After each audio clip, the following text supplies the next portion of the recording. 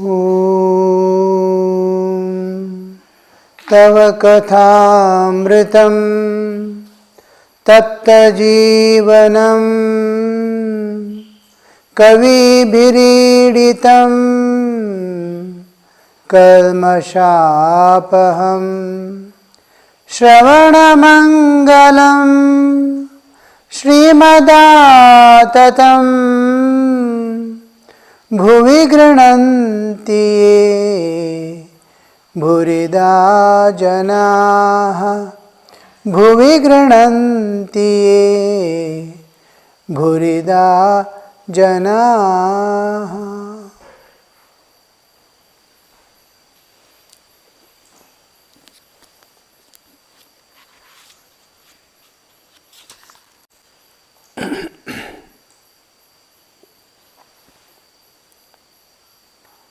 Sri Ramakrishna was explaining to us how much longing the vision of God created after the Samadhi Sthiti. Before Samadhi Sthiti, there will be great longing in the heart. Longing is different. I am trying to know an unknown thing. I want to acquire something which I don't have. But here, I have seen, I have met, and because of the meeting, because of knowing, I get more attracted, more intimate. I want to know more. So he used to go to various places where the discussion regarding God and other things, spiritual matters, go on. There are various stages that we pass through. The just understanding of God we get from our childhood in various ways, according to the place where we are born, in which atmosphere we grow. From that we develop a rough understanding of God, something unknown to us, unknowable also. Senses cannot perceive, mind cannot conceive, intellect cannot discern such a thing which is beyond all our instruments what we have. It is beyond. What it is cannot be known. Whatever within the time and space can be known. Beyond time and space, we can't know anything. He belongs to that realm, but pervades the universe and has become the universe also. Yet we don't know, because we are seeing this universe as universe, not as God. Till we get that knowledge, we remain. So, little longing begins when the understanding of the world comes. This is just a passing event. The world is a passing show. Every moment is going off. Yesterday has gone. Day before yesterday has gone. Our childhood entirely has gone. One by one is passing away. From childhood we have been seeing this world is a passing show. And whatever is there is impermanent. Impermanency and uncertainty. The world is impermanent, and what is going to happen tomorrow is uncertain.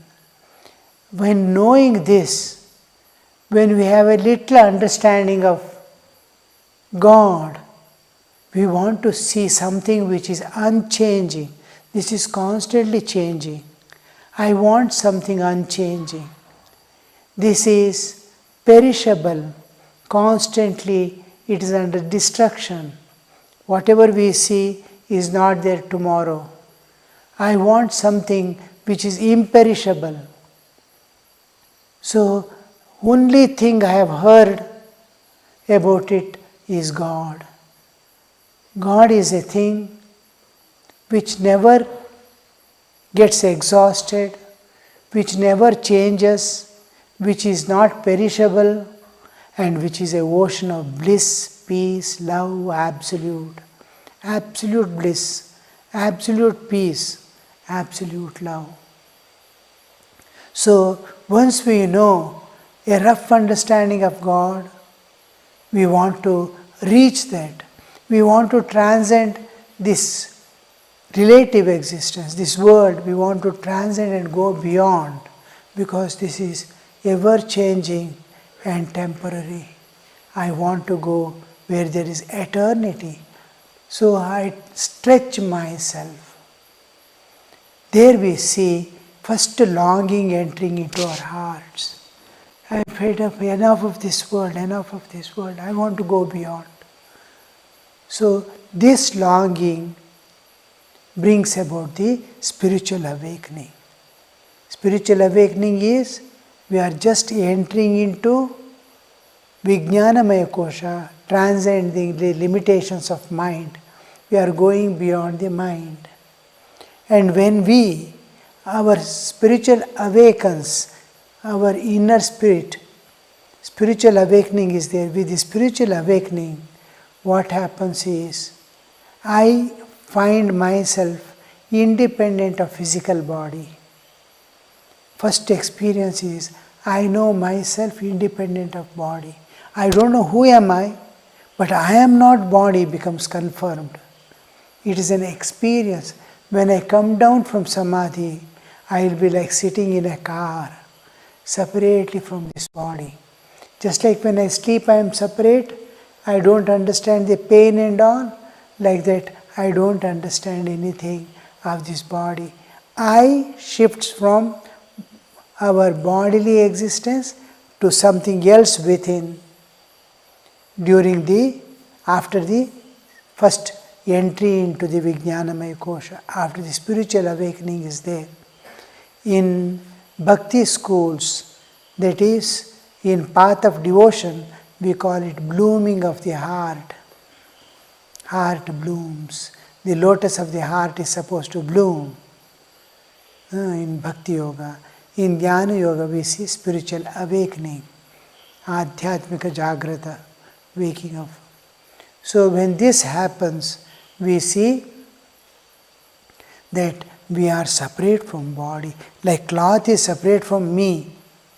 Though I am wearing all the time, still I am different. So much separation. I will not know who am I, but Deha Bhava, bodily awareness, to I shifts from body to something else inside. That is, from Deha Bhava to Jiva Bhava. From the bodily existence to individual spiritual existence. But I don't know who am I. From Deha Bhava we go to Jiva Bhava to Atma Bhava. And when this happens and we come down from the Samadhi, what we see ourselves is something other than body. And first time we see the light of consciousness, Chaitanya. This is light of matter in the world. This is material light. There is intellectual light.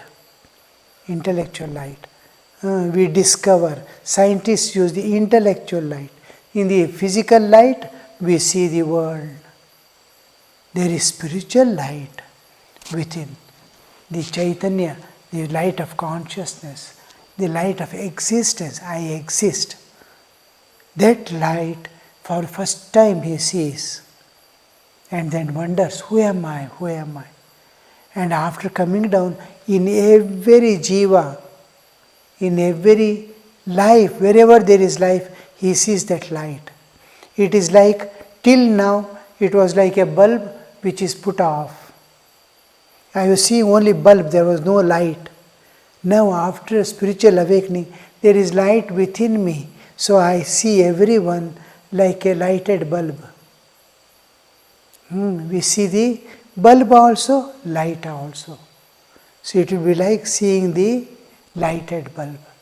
Everyone, you see the light of consciousness. In some, it is dull. In some it is very bright.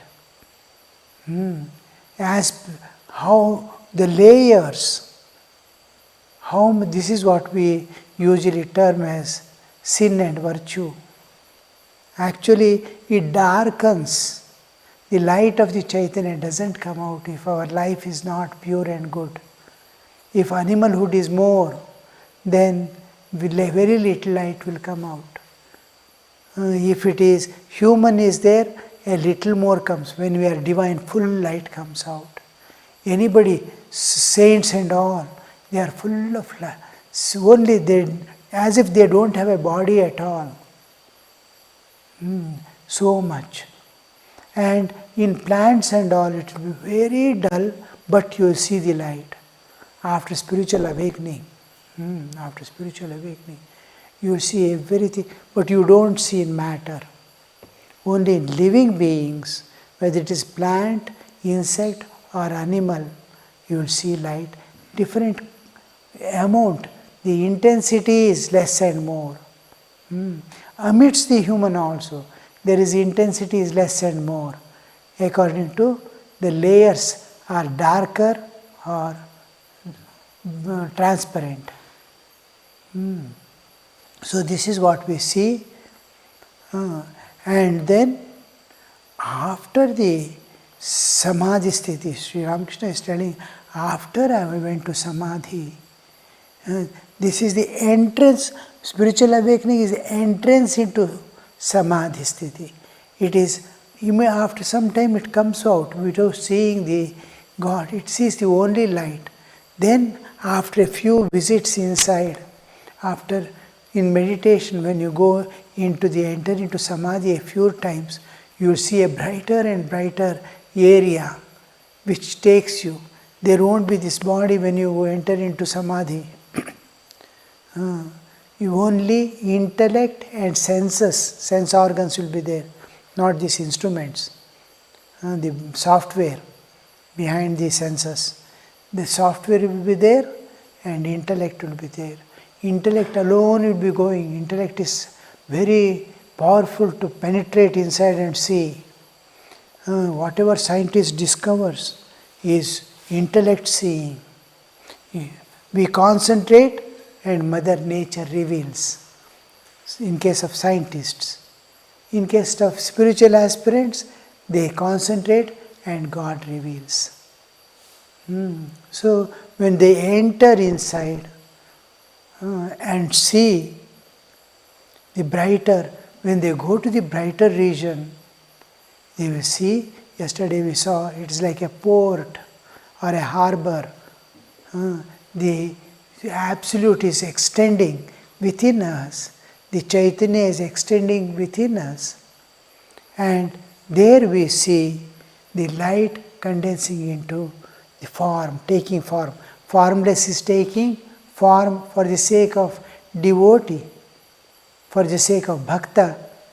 God takes the form. The formless takes the form. Whatever form you like to see God, that form it takes. After seeing God with form, it is called Savikalpa Samadhi. Savikalpa Samadhi is seeing God with form. Now, after seeing God with form, that is in Savikalpa Samadhi, after entering, when you come down, you start seeing God in every object. Because you've seen within you, you'll see Him in every object. Now, the literal understanding, oh, God is everything, that understanding comes. But it is not clear and yet complete. With the Nirvikalpa Samadhi, when you come down, you'll see everything, God alone. It is Chaitanya, everything is made up of consciousness. Even matter has consciousness, which we don't see. Chit aspect is there, Sat we can see, Chit we don't see. The matter we see, existence we see, existence. Sat we see, existence. Chit, consciousness we don't see. Consciousness we see in the living beings. We infer, we can't see. We infer. With spiritual awakening, you'll see. Now, you see, it is not only Chaitanya, light of consciousness, but it is God's presence. God's presence you start feeling. That's why each other we bow down. Namo Namo. Is because Ram Ram. That wishing, trying to utter the name of God and wish. Bow down. This is when the soul sees God's presence in everyone. He is the indweller in this body. Body is like a temple and God is dwelling inside. This is a special manifestation of God in living beings which we don't find here. After Nirvikalpa Samadhi you see that this is also has become God. Matter also has become God. Everything is pervaded. Everything is made up of that. Sri Ramakrishna used to say, it is like everything is made up of wax. Suppose there is a house made up of wax, everything, people moving, everything is made up of wax. How it would look like? It's everything, many things are there, but all made up of wax. Like that you will see everything made up of Chaitanya, everything is made up of God. So this is the various stages. When Sri Ramakrishna says that when I came down from this one, Samadhi, I started craving for hearing about God. He wanted to hear about God. How many people I've seen in whatever ways, he wants to know more and more about God.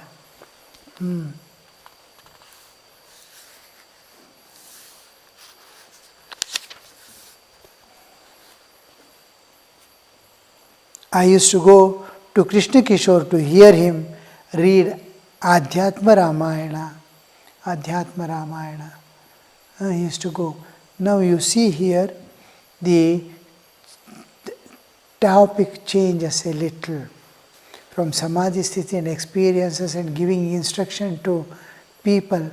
Now he is coming to Krishna Kishore, to whom he used to go.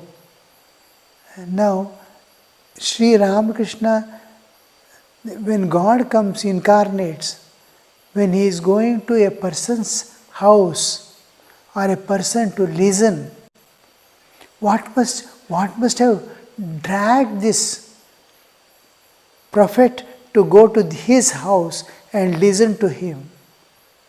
He is not a realized soul. He is not yet a saint. But why did Sri Ramakrishna go there? Just because of his faith in God. One who has seen God can explain as it is. One who has intellectual understanding, he can give an intellectual version of that. It's a different version. A man who has faith, when he explains scriptures, a man of faith, he is expressing scriptures through his heart and spiritual path. Intellect doesn't give the inner meaning. Heart gives the inner meaning. One who has faith can explain. See, if you want to study any religion, any time, you have to study it as an insider. Studying it from outsider, you will not know the secrets at all. If you want to read Christianity or Buddhism or Islam, you have to be insider. Like a faithful Christian, how he would look at the scriptures, Bible and Christ. How a Buddhist, as an insider, how he would be having that faith, how he would be having the understanding of scriptures. That way you have to study. As an outsider, it is just a rough understanding and it doesn't give any fruit. It's an artificial plant you have built which will never give a fruit. As an insider alone you know what it is. One person was there, he asked Tapasyanandaji Maharaj, what is there in Islam? Tapasyanandaji Maharaj said, do you want to really know what is in the Islam? He said, yes. Then do namaz 5 times a day for some time, then come to me. Then you will know what it is. When you start practicing as a faithful person, then you will know what is the... Sri Ramakrishna did every sadhana as an insider, not as an outsider.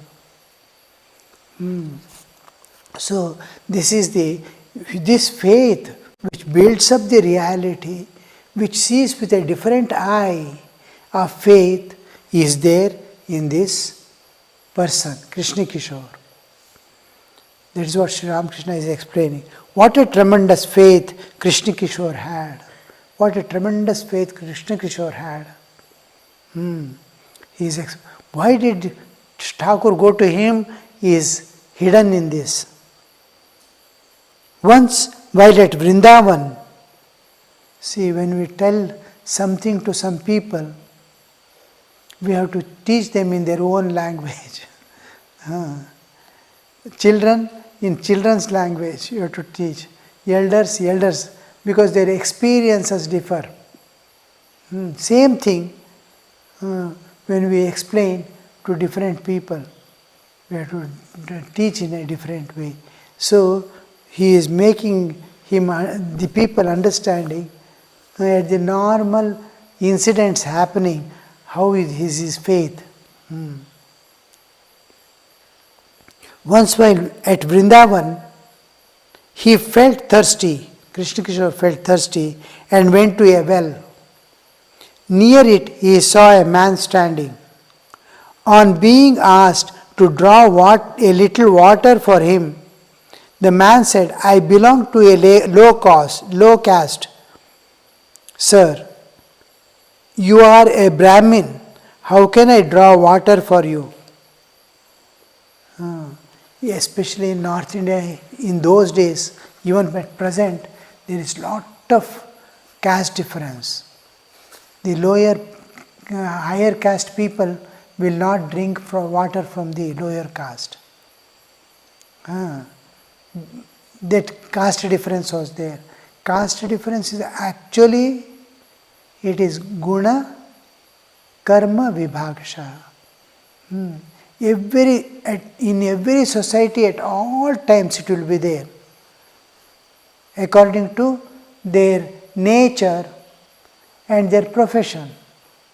Now, in those days, the priests and all used not to dine with or talk with the lower caste people who sweep the roads, scavengers and all people. Now also it is continuing. A director will not dine with a servant in the office also. He doesn't entertain. He is a director of a company or a manager of a company. Another is a labor. They don't go together. The labor, that is the peon or a servant in the office, calls him for his daughter's marriage, but officer or director will not call his daughter's marriage this peon or a servant. They don't call. They don't sit in the same dining hall and eat. He will go and sit somewhere and eat. Every society, this division between labor and the master remains at all times. So, in different forms. So, Krishna Kishore asks him to draw water. He says, I belong to low caste and you are a Brahmin. How can I draw for you? Then Krishna Kishore said, take the name of God, take the name of Shiva.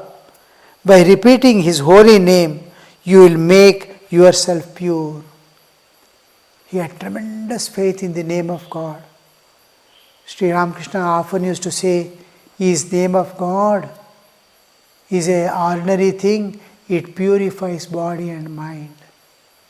Whenever you do anything bad or good, it affects only body and mind. Any bad karma cannot go beyond body and mind. Inside, everybody is a saint. One day or the other, when you see a bad person, what will you do? You know him to be a potential saint. One life or the other, he is going to become a saint. Inside is same. He has washed his body mind. Saint has washed his body mind, and the other person has not washed, that's all. It is not cleaned. But here we see that it is the saint is within. Body mind alone has become dirty. Body mind alone has become dirty because of his bad karmas. It can be washed away through. Now he says, body and mind may be, but take the name of God, everything becomes purified. So here Sri Ramakrishna is pointing out to the faith how much Krishna Kishore had. He is a very orthodox person, but he is not because of emergency. He can go to the next door and take somewhere water.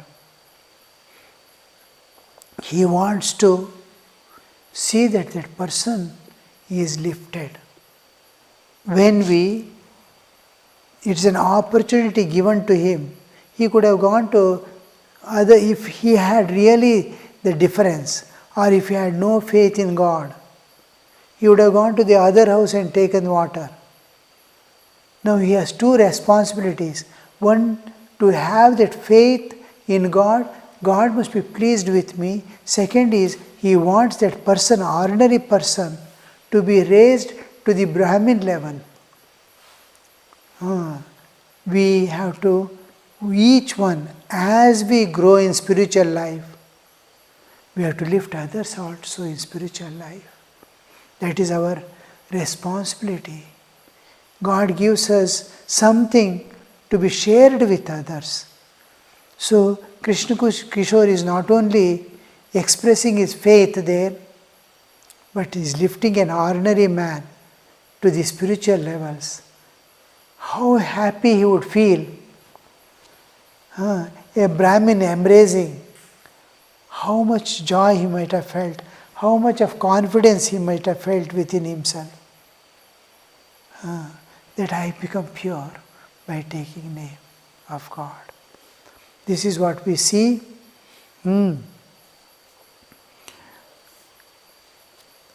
Take the name of Shiva, by repeating you will become pure.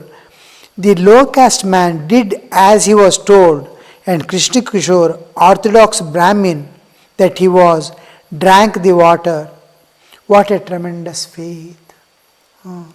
He took that person. Yesterday he is taking the name of God. He is taking that person to be pure and water to be fine. Pure water.